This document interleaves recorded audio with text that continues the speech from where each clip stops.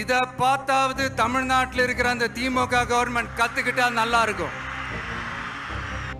புதுச்சேரி மக்களுக்கு ஒன்னே ஒண்ணுதான் சொல்லணும், இந்த திமுகவை நம்பாதீங்க.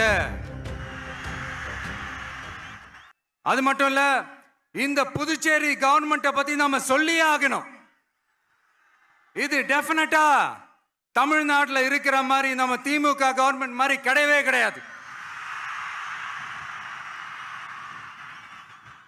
ஏன்னா வேற ஒரு அரசியல் கட்சி நடத்துற நிகழ்ச்சியாகவே இருந்தாலும் அந்த நிகழ்ச்சிக்கு தன்னெழுச்சியா வர நம்ம மக்களுக்கு பாதுகாப்பு கொடுத்து பாரபட்சமே காட்டாம இந்த கவர்மெண்ட் நடந்துகிட்டு இருக்கிறாங்க. அப்படிப்பட்ட இந்த புதுச்சேரி கவர்மெண்ட்டுக்கும் நம்ம புதுச்சேரி சிஎம் சார் அவர்களுக்கும் இந்த நேரத்தில் என்னுடைய மனப்பூர்வமான நன்றிகளை தெரிவிச்சுக்கிறேன். இத பார்த்தாவது தமிழ்நாட்டில் இருக்கிற அந்த திமுக கவர்மெண்ட் கத்துக்கிட்டா நல்லா இருக்கும்.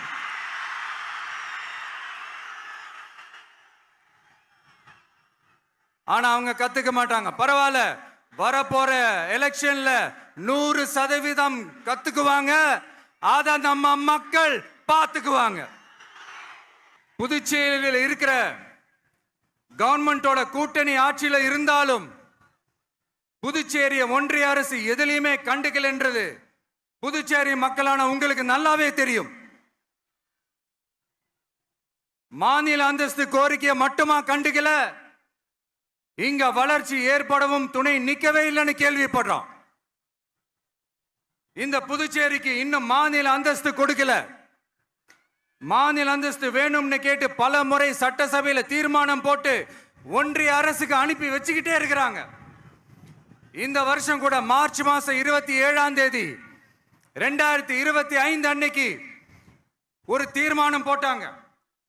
அது மாநில அந்தஸ்து வேணும்னு கேட்டு ஒன்றிய அரசுக்கு அனுப்புற 16வது தீர்மானம்.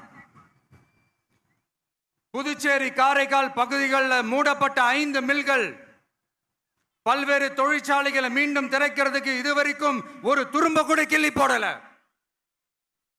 பல்லாயிரக்கணக்கான இளைஞர்களோட வேலை வாய்ப்புக்காக எதையுமே செய்யல. இங்க ஒரு ஐடி கம்பெனி உருவாகணும்ன்றது எண்ணமே இல்லை.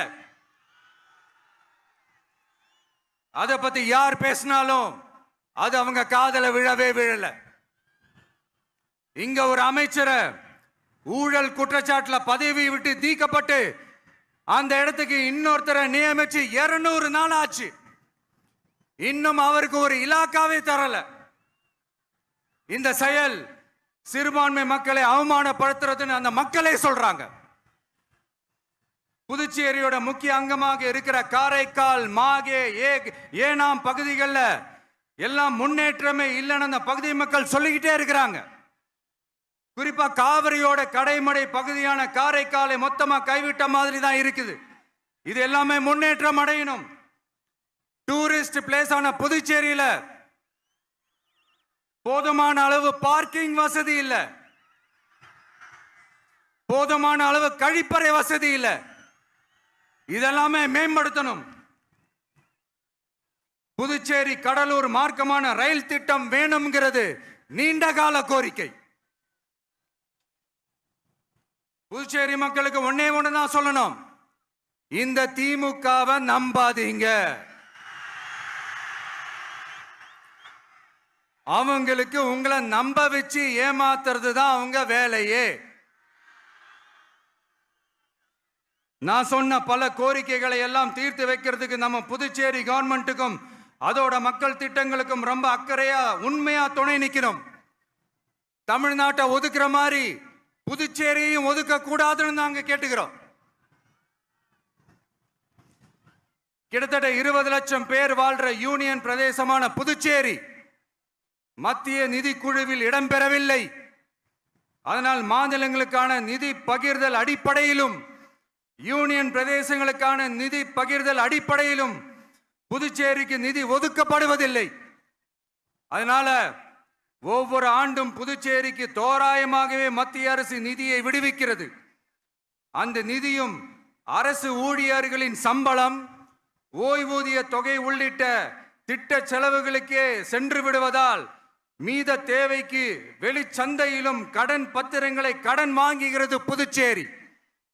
இந்த நிலைமை மாறணும்னா ஒரே வழி, மாநில அந்தஸ்து நம்ம புதுச்சேரி மக்களோட பல்லாண்டு கால கோரிக்கை.